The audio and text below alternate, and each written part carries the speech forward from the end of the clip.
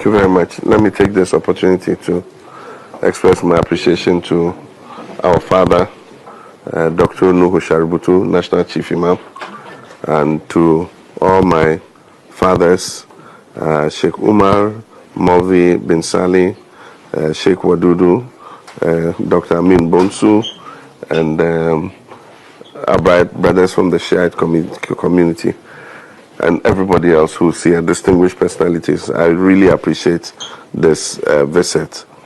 This is not the first time Chief Imam has led a delegation of this sort to me. From as far as 2009, when I became Vice President, he came home to congratulate me.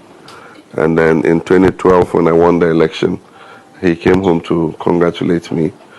And in 2017, after I had lost the election, so he doesn't only come to congratulate me, he also comes to commiserate with me.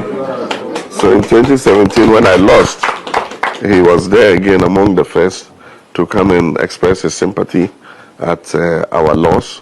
And again in 2020, after we lost that election again, we were together. And so this is not the first time. I expected that he would be among the first to come to me after a victory like this.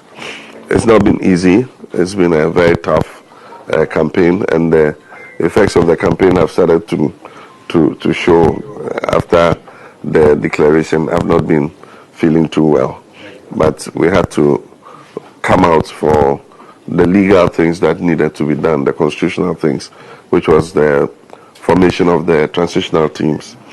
Happily, we were able to inaugurate the transitional team yesterday, and so they are going to start their work starting from today. Myself and President Akufo-Addo would be behind, and if there's a need to consult us, they will come and do so. We can't have achieved this without the prayers that you all have said for us, both our Christian brothers and our Muslim brothers. We're all praying for peace, and we're praying that the elections will be peaceful. God has heard our supplications, and we had a peaceful and successful election. We remember the few people who have lost their lives from the reports that we have heard. And this morning, when I spoke to the diplomatic corps, I was urging the current government to begin investigations to find out who were responsible for these deaths so that the law can take its course.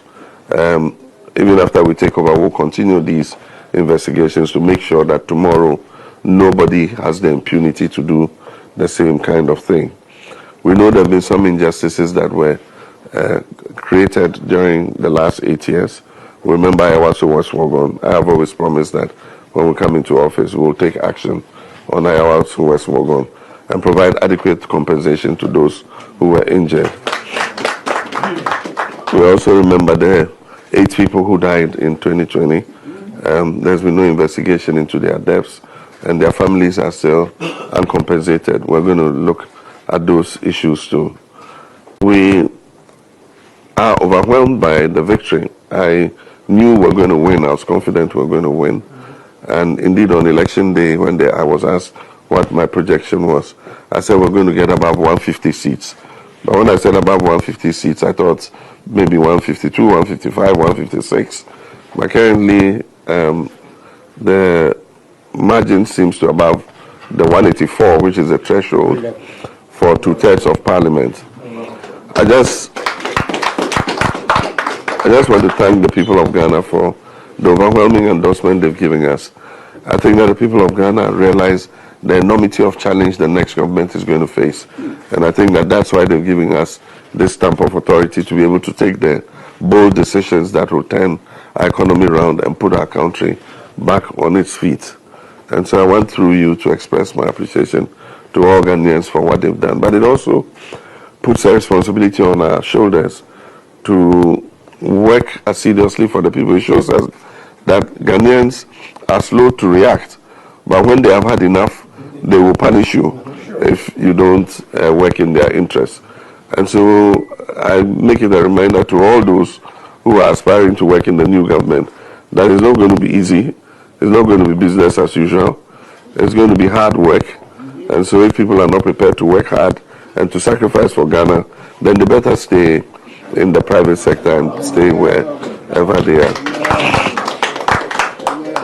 I wish to assure my father and our fathers that we're not going to misuse the majority we have in Parliament. Even though we have a huge majority, more than 2/3, we're not going to misuse it. We're going to consult with the minority at every stage and make sure that we do things by consensus instead of railroading everybody. Everybody knows that I'm a typical diplomat and a Democrat. And so I believe in jaw, I believe in consensus building, and I believe in democracy. I've heard some people call me Supreme Leader. I'm not Supreme Leader. I'm going to continue to work the way I've always been as a Democrat, and we'll continue to consult with our colleagues who are in the NPP. We can only move this country together if all of us work to move it together. No one single political party can turn the fortunes of Ghana without the cooperation of everybody else. So I can assure you that we'll work together. We'll continue to consult you. I'm your son, and you all have been very gracious with advice and good counsel. I've enjoyed working with all of you over the years, and nothing is going to change. My doors will be open at any time that any of our leaders, my fathers, want to see me. The door will readily be open for you to come and consult with me. And so we ask that you continue to offer your prayers. The easy part is over, which is the election. Now the difficult part begins. That is bringing Ghana back and restoring it to being the Black Star of Africa. And I wish to assure you that I'll give it my best.